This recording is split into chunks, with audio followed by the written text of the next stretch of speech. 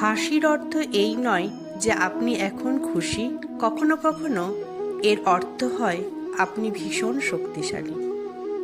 একজন দুশ্চিন্তাময় ব্যক্তির পাশে যদি 10 মিনিট থাকা যায়, দেখবেন দুনিয়া কত কঠিন।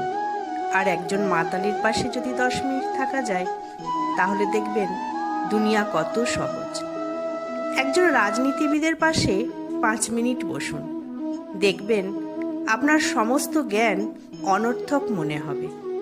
একজন জীবন বীমা এজেন্টের সঙ্গে 5 মিনিট থাকুন, দেখবেন মনে হবে বেঁচে থাকার চেয়ে মরে যাওয়াই ভালো। একজন ব্যবসায়ীর সাথে যদি 5 মিনিট থাকা যায়, তাহলে বোঝা যাবে আপনার জীবনের সমস্ত উপার্জন কিছুই নয়। একজন বিজ্ঞানীর সাথে থাকলে আপনি বুঝতে পারবেন যে আপনার খারাপটা হলো অন্যকে অবজ্ঞা করার ফল। একজন কৃষক বা শ্রমিকের সাথে যদি 5 মিনিট থাকা যায়, তাহলে বুঝতে পারবেন আপনি পরিশ্রম করেন কিনা।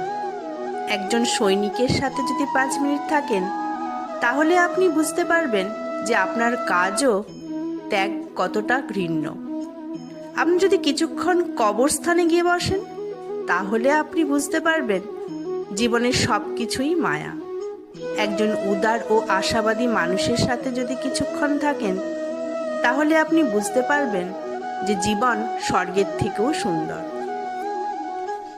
কাউকে দোষারোপ করো না ততক্ষণ যতক্ষণ না তার দোষের নিশ্চিত প্রমাণ পাও। যাদের রাগ বেশি, তারা আসলে নীরবে অনেক বেশি ভালোবাসতে জানে। আর যে নীরবে ভালোবাসতে জানে, তার ভালোবাসার গভীরতাও অনেক বেশি। যার ভালোবাসার গভীরতা বেশি, তার কষ্টও বেশি।